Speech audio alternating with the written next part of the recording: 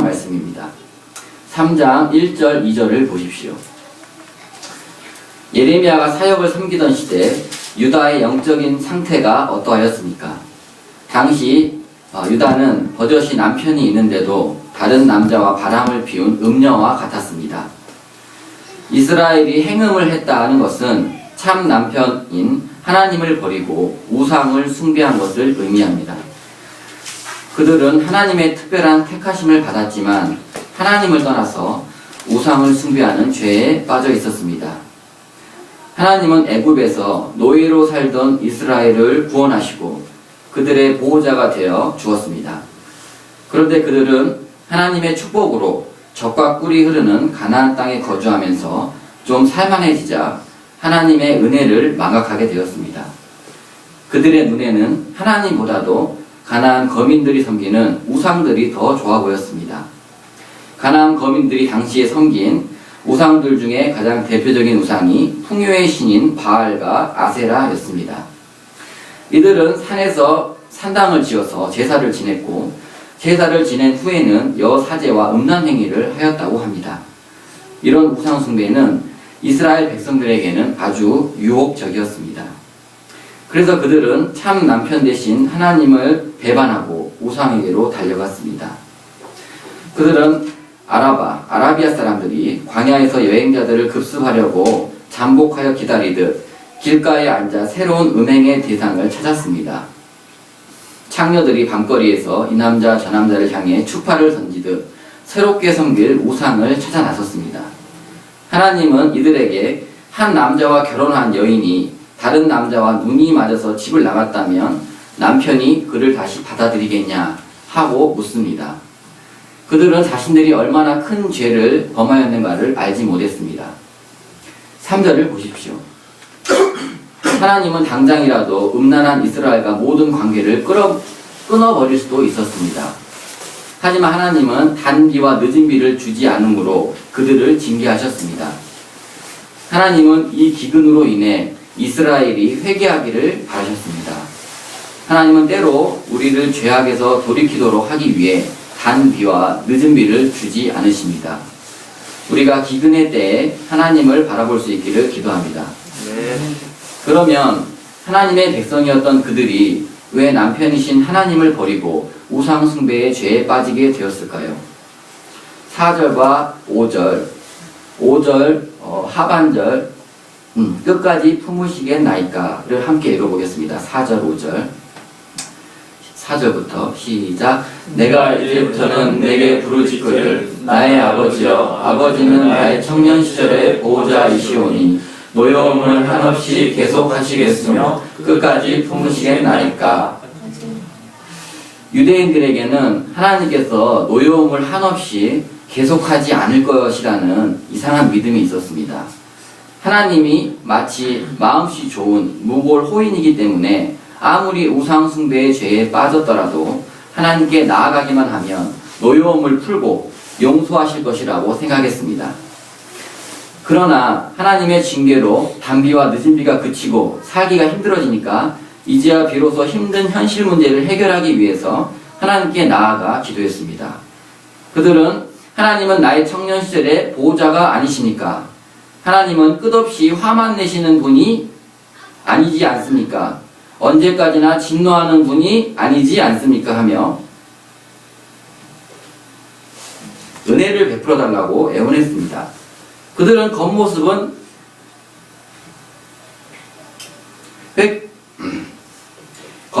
회개하며 나온 것 같았습니다. 그러나 하나님께서는 그들의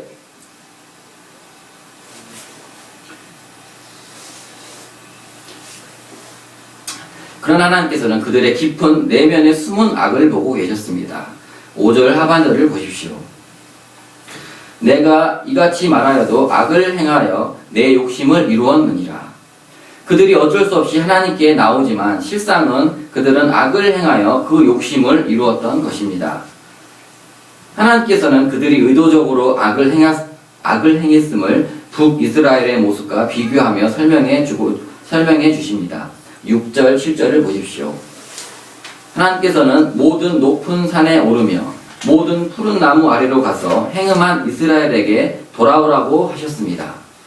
그러나 이스라엘이 끝까지 돌아오지 않자 내쫓고 이혼서까지 주었습니다.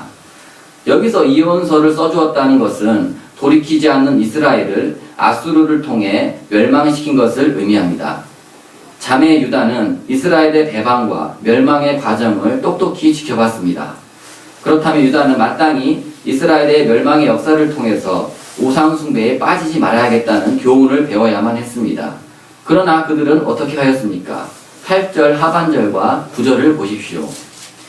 유다는 이스라엘의 패망을 보면서도 두려워하지 않았습니다. 행음함을 가볍게 여기고 하나님의 성전에 있는 거룩한 약속의 땅을 더럽혔습니다. 그들은 이처럼 죄를 가볍게 여기고 의도적으로 악을 행하였습니다. 10절을 보십시오.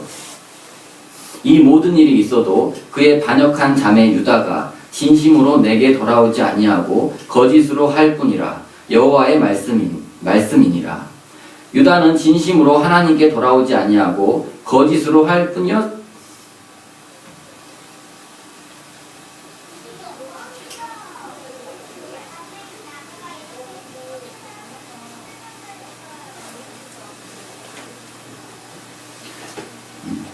거짓으로 할 뿐이었습니다. 하나님께 돌아오는 신용만 하였습니다. 하나님께서 유다에게 회개를 촉구하신 때는 요시야 왕이 유다를 다스리던 시대였습니다. 유다 요시야 왕은 나라 곳곳에서 우상을 제거하였습니다. 우상을 가루로 만들어서 시냇가에 뿌리기까지 하였습니다. 그는 성전 수리 과정에서 율법책이 발견되자 하나님의 전 앞에 모든 백성들이 모이게 하였습니다. 그리고 백성들 앞에서 하나님의 율법을 낭독시키고 그 말씀대로 살 것을 결단시켰습니다. 유다 백성들은 잠시 요시야 왕이 주도하는 개혁 앞에서 하나님께로 돌아오는 것처럼 보였습니다. 머리에 재를 쓰고 베옷을 입고 예배의식에 참석하였습니다. 하지만 뒷전으로는 계속해서 우상을 섬기는 음행을 자행하였습니다. 진심으로 하나님께 돌아오지 않고 우상 숭배의 죄 속에 마음이 굳어져 묵은 땅과 같이 되어버렸습니다. 11절, 12절을 보십시오. 북이스라엘은 하나님이 베푸신 은혜를 배반하고 우상에게로 달려갔습니다. 그런데 하나님은 북이스라엘이 남유다보다 의롭다고 말씀하십니다. 실제로 그렇다기보다는 이스라엘의 멸망을 통하여 경고를 받았음에도 회개하지 않는 유다보다 차라리 낫지 않냐는 말입니다. 하나님은 예레미야에게 북왕국 이스라엘을 향하여 외치라고 말합니다. 배역한 이스라엘아 돌아오라. 나의 노한 얼굴을 너희에게로 향하지 아니하리라. 나는 긍휼이 있는 자라. 노를 한없이 품지 아니하느니라. 북이스라엘은 하나님께서 돌아올 기회를 주었지만 끝까지 돌아오지 않았습니다. 그런데도 하나님은 그러한 북이스라엘을 향하여 돌아오라고 하십니다. 북이스라엘이 무슨 선한 행동을 해서 돌아오라는 것이 아닙니다. 북이스라엘이 돌아올 수 있는 근거는 오직 하나님의 긍휼과 자비하심 때문입니다. 13절을 읽어보겠습니다. 시작. 너는 오직 내 죄를 자복하라. 이는 내 하나님 여호와를 배반하고 내 길로 달려 이방인에게 나아가 모든 푸른 나무 아래로 가서 내 목소리를 듣지 아니하였음이라. 여호와의 말씀이니라. 하나님께서 이스라엘에게 돌아오라고 하시면서 요구하신 것이 무엇입니까? 죄를 자복하는 것입니다. 자복하다는 히브리어로 야다로 우리말로는 알다, 깨닫다, 인정하다는 뜻입니다. 이스라엘은 모든 푸른 나무 아래서 우상을 섬긴 죄가 얼마나 큰가를 알고 인정해야 합니다. 형식적인 제사만 드리고 하나님의 목소리를 청종하지 않는 죄가 어떠한가를 알고 자복해야 합니다. 이럴 때 어떤 축복을 주시겠다고 하십니까? 15절에서 19절은 하나님께서 주실 축복이 어떠한가를 말합니다. 15절을 보십시오. 내가 또 내 마음에 합한 목자들을 너희에게 주리니 그들이 지식과 명철로 너희를 양육하리라. 하나님의 마음에 합한 목자를 허락하여 지식과 명철로 양육받도록 도와주시겠다고 말씀합니다. 여기서 하나님의 마음에 합한 목자는 예수 그리스도를 의미합니다. 하나님의 마음에 합한 목자로부터 지식과 명철로 양육을 받을 때 이스라엘 백성들은 다시 번성하고 많아집니다. 사람들은 더 이상 여호와의 언약궤를 말하지 아니하고 생각지도 아니할 것이며 찾지도 아니하고 만들지도 아니할 것입니다. 하나님과 이스라엘의 관계가 언약궤가 필요하지 않을 정도로 깊은 교제를 나누게 될 것입니다. 더 나아가 예루살렘은 여호와의 보좌라 일컬음이 되며 모든 백성이 그리로 모여들게 됩니다. 여호와 하나님의 영광을 인하여 각 나라 백성들이 예루살렘으로 몰려와 하나님을 예배하는 놀라운 일들이 일어납니다. 그뿐만 아닙니다. 남북으로 나뉘어 살던 이스라엘 백성들이 하나가 됩니다. 하나님은 그들을 자녀 중에 두시며 아름다운 기업인 귀한 땅을 허락하십니다. 죄를 자복하고 하나님께 돌아오게 되면 이처럼 놀라운 축복을 받게 됩니다. 저희 또한 선한 목자 되신 예수님으로부터 지식과 명철로 양육을 받고 하나님과의 깊은 관계성이 회복되기를 기도합니다. 그리하여 하나님의 자녀로 번성하여 지며 하나님께 영광 돌리며 예배하는 축복의 역사가 일어나기를 기도드립니다. 이제 하나님께서는 자식을 부르는 아버지의 음성으로 그들을 부르십니다. 22절을 함께 읽어보겠습니다. 22절 시작. 배역한 자식들아 돌아오라. 내가 너희의 배역함을 고치리라 하시니라. 보소서 우리가 주께 왔사오니 주는 우리 하나님 여호와이심이니이다. 하나님께 돌아올 때 하나님은 그들의 배역함도 고쳐주십니다. 배역함이란 배반할 때 할 그 배와 거스린다 할 때 그 역으로 영어로는 faithless, 신의를 지키지 않다, 불성실하다, 부정하다는 뜻입니다. 인간적으로 배역한 자식 혹은 배역한 사람은 옆에서 참으로 인내하며 감당하기가 어렵습니다. 예레미야서에 나타난 이스라엘의 특징은 배역함입니다. 하나님이 베푸신 은혜를 배반하고 잊어버리는 것이 그들의 특징이었습니다. 하나님께서는 이런 그들을 고쳐주겠다, 치료해주겠다 하십니다. 사람은 쉽게 자신의 성격, 인격, 인성 등을 고치질 못합니다. 하나님의 은혜의 능력만이 이스라엘의 배역함을 고칠 수 있습니다. 그리하여 하나님은 이스라엘과의 사랑의 관계성을 회복하고자 하십니다. 하나님께서 원하시는 것은 이스라엘의 심판이 아니라 회복이었습니다. 참 남편 되시는 하나님의 사랑 안에서 만족과 행복을 찾게 해주고자 하십니다. 하나님의 초대에 대한 이스라엘의 반응이 어떠합니까? 22절 하반절과 25절을 보십시오. 새 번역 성경에는 보십시오. 우리가 당신께 왔습니다. 당신은 우리의 하나님 여호와이십니다. 언덕이나 큰 산 위에서 떠들썩하게 이방신들을 섬겨보았지만 그 모든 것이 헛일이었습니다. 이스라엘의 구원은 진실로 우리 하나님께 있습니다. 우리와 우리 열조가 어렸을 때부터 오늘까지 우리 하나님 여호와께 범죄하여 우리 하나님 여호와의 목소리를 청종하지 아니하였습니다. 이스라엘은 죄를 고백하고 하나님께로 돌이키고자 했습니다. 이런 그들에게 하나님께서는 온전한 회복을 위해서 그들에게 필요한 것이 무엇인가를 가르쳐 주십니다. 파트 2, 녹은 땅을 갈라 4장 말씀입니다. 4장 1절 2절을 함께 읽어보겠습니다. 4장 시작.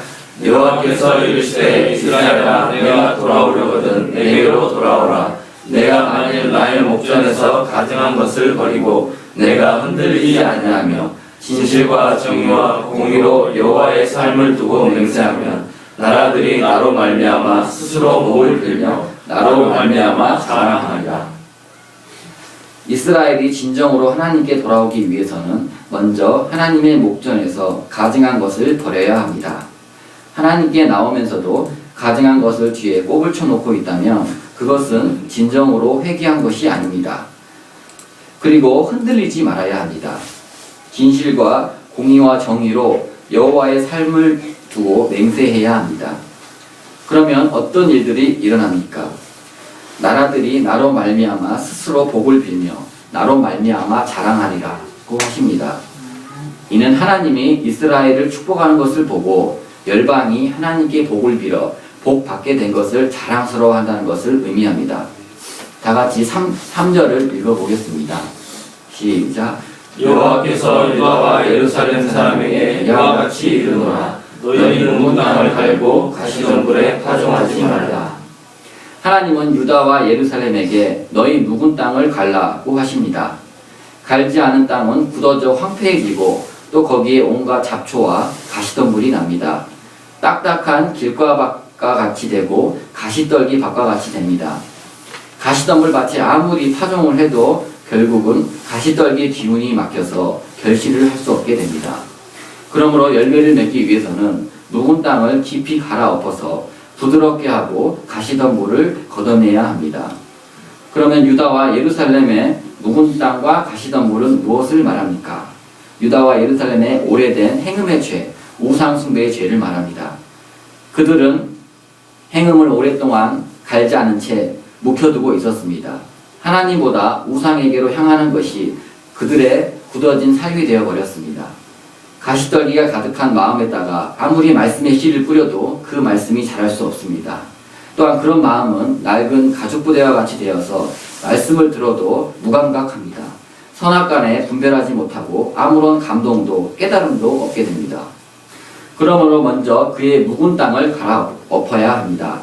오래 묵은 우상 숭배와 음행의 죄를 갈아엎어야 합니다. 그래서 이런 가시떨기들을 걷어내고 마음을 부드럽게 한 후에 말씀을 뿌려야 합니다. 4절 상반절을 보십시오. 유다인과 예루살렘 주민들아, 너희는 스스로 할례를 행하고 너희 마음 가죽을 베고 나 여호와께 속하라. 스스로 마음의 할례를 행하여 음행과 우상 숭배로 굳어진 낡은 마음의 가죽을 베어내고 하나님께 속하라는 말씀입니다. 에베소서 4장 22절에서 24절을 보면 너희는 유혹의 욕심을 따라 썩어져가는 구습을 따르는 옛사람을 벗어버리고 오직 너희의 심령이 새롭게 되어 하나님을 따라 의와 진리의 거룩함으로 지으심을 받은 새 사람을 입으라. 썩어져가는 구습을 쫓는 옛사람을 벗어버리고 오직 심령으로 새롭게 되는 새 사람이 되어야 합니다. 이렇게 갈아엎어진 마음에 말씀의 씨를 뿌릴 때 말씀의 씨가 자라서 풍성한 열매를 맺게 됩니다. 나무는 그 열매로 안다고 하였는데 저의 영적인 열매는 어떠합니까? 2002년도 월드컵과 함께 세상 죄에 빠져 하나님을 떠났습니다. 결혼과 함께 UBF로 돌아와서 예배는 드렸지만 마음 한구석에는 세상 죄에 대한 소원이 끊이지를 않았습니다. 이런 저에게 한 교회 선배는 한 번 떠났던 사람은 쉽게 영적인 회복이 되질 않는다고 말해 주었고 저 또한 무뎌진 마음이 쉽게 회복되지가 않았습니다. 기도하고 찬양하고 말씀 보는 영적인 기쁨이 잘 생기지가 않았습니다. 그저 현재 미지근한 상태를 합리화하고 문제의식을 갖지 않고 있습니다. 나의 청년 시절의 보호자이시고 노여워하지 않으실 하나님만을 생각했습니다. 세상 죄를 사모하고 우상을 숭배하는 죄를 가볍게 여깁니다. 우진이와 어머니의 질병 문제로 때로는 기도하게 하셨지만 우진이가 좋아지고 엄마의 상태가 회복되자 기도가 사라졌습니다. 형식적이고 아니란 예배, 신앙생활이 반복됩니다. 영적으로 눈이 어두워지고 몸이 비둔한 엘리 제사장처럼 영적 소경이 되어 있습니다. 그리고 현실 문제 혹은 직장 문제에만 혈안이 되어 있을 뿐입니다. 그토록 원했던 동역자가 예수님을 인격적으로 만나는 은혜를 주셨습니다. 저는 동역자만 예수님을 만나면 저희 가정이 가정교회로 쓰임받기를 기도했습니다. 그러나 하나님의 일방적인 은혜로 이 일이 벌어지자 저는 오히려 마음이 예전보다 더 안일해졌습니다. 옆에서 동역자가 양식도 보고 기도하니까 더 기도를 하지 않게 되었습니다. 열매 없는 문제로 열매는 맺고 싶지만 정작 오랫동안 묵은 마음밭을 갈아엎기는 심히 부담이 되었습니다. 꼭 죄를 자복하고 우상숭배의 가시덤불을 제거해야 하나? 적당히 세상과 양다리 걸치며 병원에서는 과장, 센터에서는 목자로 겉보기만 번지르하게 살면 안 될까? 처남의 대학 입학 사건으로 하나님의 은혜의 단비 속에서 감사를 드리고 더 기도해야 하는데 적당주의, 형식주의, 안일한 매너리즘이 가시가 되어 마음밭에 차고 넘쳐 있습니다. 과연 갈아엎을 수 있을까? 스스로 질문하며 의심해 봅니다. 하지만 말씀에서 배역한 자식들아 돌아오라. 내가 너희의 배역함을 고치리라 하신 하나님의 음성에 나의 고질병을 하나님만이 고쳐주실 것을 아멘할 뿐입니다. 그리하여 하나님과의 친밀한 관계가 회복되고 좋은 밭이 되어 하나님의 때에 열매 맺기를 기도합니다. 신년 말씀을 통해 은혜 주신 하나님께 감사를 드립니다. 새해를 시작하는 우리에게 하나님이 원하시는 내적, 외적 열매를 맺기를 기도합니다. 그럴듯한 말과 겉으로 보이는 행위가 아니라 삶의 현장에서 사랑, 오래 참음, 온유, 절제의 열매를 맺기를 기도합니다. 요절 말씀으로 4장 3절 말씀 읽고 기도하고 마치겠습니다. 시작. 여호와께서 유다와 예루살렘 사람에게 이와 같이 이르노라. 너희는 문가를 갈고 가시는 물에 파종하지 말라.